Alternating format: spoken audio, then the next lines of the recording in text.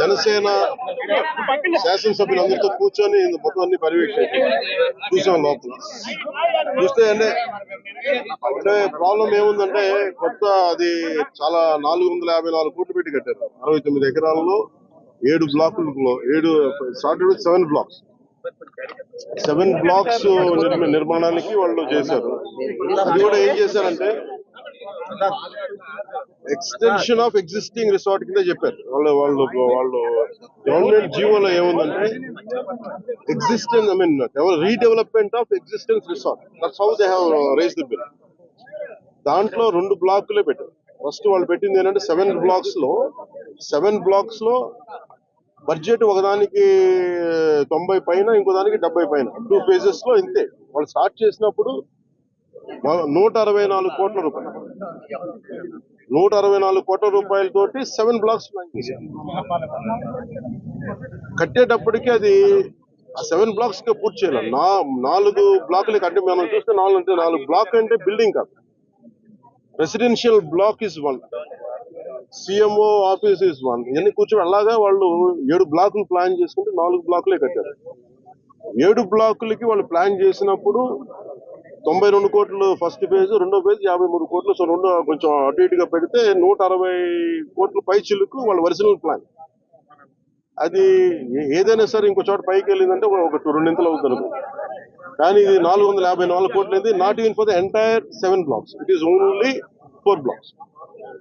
4 బ్లాకులకే 454 కోట్లు అయింది. Original plan 92 కోట్లు ఫస్ట్ ఫేజ్, సెకండ్ ఫేజ్. దీనికి లోపలికి వెళ్ళి చూసి నేను వచ్చినప్పటి నుంచి కూడా మమ్మల్ని గత కాలం రానివ్వలేదు. ఇప్పుడు ఏమైపోయింది, ఒక డ్యామేజ్ జరిగిపోయింది. ఋషికొండ ఒకప్పుడు ఇక్కడ రిసార్ట్స్ ఉన్నప్పుడు టూరిజం మన శాఖకి ఆదాయం 7 కోట్లు ఉంది.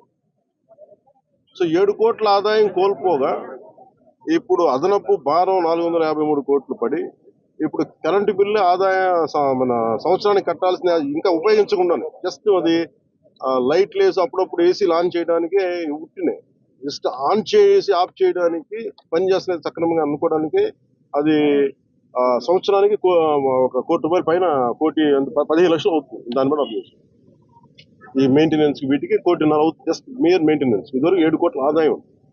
ఇప్పుడు మేము అన్ని చూసిన తర్వాత లోపల వెళ్ళి పర్యవేక్షిస్తే ఇప్పుడు దాకా వాళ్ళు డ్యామేజ్ చేశారు.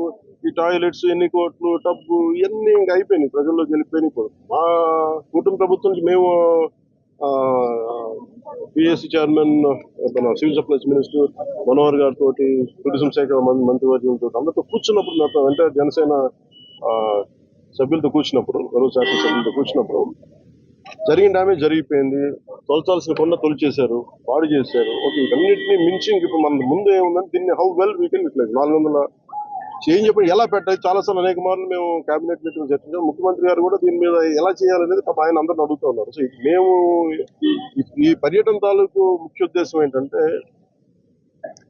ఈ పర్యటన ద్వారా ఫస్ట్ మేము అసలు ఏం చేయాలనేది మాకు ఇది ఇండివిజువల్ కుటుంబ ప్రభుత్వం కాబట్టి జనసేన పార్టీ తరఫు నుంచి వాట్ ఈస్ అవర్ అనేది అంటే వాట్ ఈస్ అవర్ వ్యూ అనడానికి మనం ఇక్కడి నుంచి మంగళగిరిలో కూర్చోనో లేదంటే ఇంకా ఊళ్ళో కూర్చొని చేయడం, ప్రత్యక్షంగా ఒకసారి ఫీల్డ్ విజిట్ చేసి వచ్చే పరిష్కారం వేరుంటుంది. సో లోపలికి వెళ్ళి కూర్చొని మేము చూస్తున్నప్పుడు పెచ్చులు ఊడిపోతా ఉన్నాయి. ఆ సీఎంఓ ఆఫీస్ బ్లాక్ లో ఆల్మోస్ట్ వాళ్ళు ఎవరు పేషీలో కూర్చునే ఆ పైకప్ పడిపోయింది, నీళ్లు లీక్ అవుతున్నాయి. ఇది 2 చేయాలి. ఒకటి, బిల్డింగ్స్ అన్ని సేఫ్టీ ఆడిట్ జరగాలి, అదొక చర్చించాం. 2, అసలు దీని ఎట్లాగా సేఫ్టీ ఆడిట్ జరిగిన వెంటనే ఎట్లా దీని ఆదాయ మార్గాలు పెంచాలి. మీరు ఎవరైనా సరే వ్యాపారం చేద్దాం అనుకున్న వాళ్ళు కూడా ఇలా గత ప్రభుత్వం ఏం చేసింది, అది వాళ్ళ ముఖ్యమంత్రి కార్యాలయం కింద, వాళ్ళ నివాసం కింద, వారి కుటుంబ నివాసం కింద పెట్టారు. మనం ఆలోచిస్తుంది ఏంటంటే ఇది ఆదాయం, ఇది టూరిజం శాఖ ప్రాపర్టీ, ఇది should remain as Andhra Pradesh government ప్రాపర్టీగా ఉండాలని మా అందరి కోరిక. దట్స్ వాట్ ఒక 4 రెజల్యూషన్ తీసుకున్నాం. ఒక ప్రైవేట్ వ్యాపారం ఎవరైనా సరే ₹1 కోటి పెట్టుబడి పెడితే కనీసం ₹1 ఆదాయం రావాలనుకుంటుంది. దీని మీద 453 కోట్ల రూపాయలు పెట్టుబడి పెట్టి కనీసం ముందస్తుగా ఏం చేయాలి, అసలు బ్రేక్ ఈవెన్ ఎప్పుడు అవుతుంది, ఇది ఆదాయం ఎప్పుడు మారుతుంది అనేది ఏం చెప్పంటే మన మైస్ అనేది ఒక యాక్రోనిమ్ చెప్పారు. ఏంటంటే MICE acronym meetings, incentives, exhibition and conference. అంతేనా?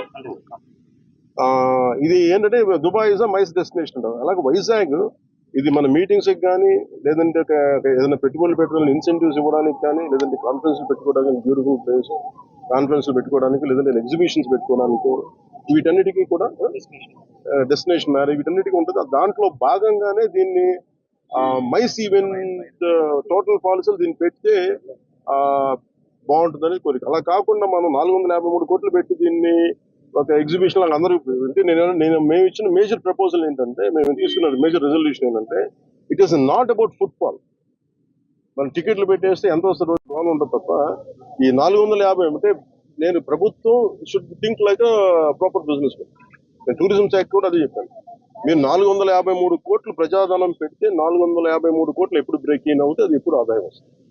ఇప్పుడు ప్రభుత్వం నుంచి తీయడం కాకుండా అందుకని దీన్ని డెస్టినేషన్ మీటింగ్స్ లేదంటే అన్ని కలిపి ఈవెంట్ చేయాలి. దీని మీద కూర్చోబెట్టి ఇమీడియట్ గా దీన్ని ఈ ఈ వింటర్ లోపు దీన్ని ఒక నిర్ణయం తీసుకున్నాను. ఎందుకంటే నాకు ఈ టెండర్స్ ఎలా చేస్తారో నాకు తెలియదు, నాకు అవగాహన లేదు కాబట్టి దాని మీద అందరం కూర్చొని చర్చించమని చెప్పారు. ఇది మేము గౌరవ ముఖ్యమంత్రి గారికి దీన్ని మా రెజల్యూషన్ తెలియజేస్తాం. అది ఎందుకంటే వాళ్ళు కూడా మన ముఖ్యమంత్రి గారు కూడా ఏమంటారంటే చాలా సార్లు మీరు ఏదైనా ఒక ప్రపోజల్ తోటి ఒక సలహాతో రండి మేము తీసుకెళ్తాం. ఇది అనేక పర్యాలు కేబినెట్ మీటింగ్ చర్చ దాంట్లో భాగంగా మేము ఇక్కడికి వచ్చి కూర్చొని ఇది కుటుంబ ప్రభుత్వం జనసేన ప్రపోజల్ గా దీన్ని ఎలా చూస్తున్నాం అనేది వారికి తెలియజేస్తాం. అలాగే మనోహర్ గారు మన సూచన ఏంటంటే దుర్గేష్ గారు కూడా వెంటనే మాట్లాడుతుండగా ముందు వెంటనే దీన్ని మెయింటెనెన్స్ చేయించింది. ఎందుకంటే దుమ్ము పట్టేస్తున్నాయి, ఒక ఆల్మోస్ట్ ఒక 1/4 ఇంచు దుమ్ము ఉంది. సో వెంటనే క్లీన్ చేయించిన ఎవరు పడితే వాళ్ళు వెళ్ళిపోతా ఉన్నారు. అందుకని దీన్ని ప్రొటెక్ట్ చేయడం దీన్ని కేర్ తీసుకోవడం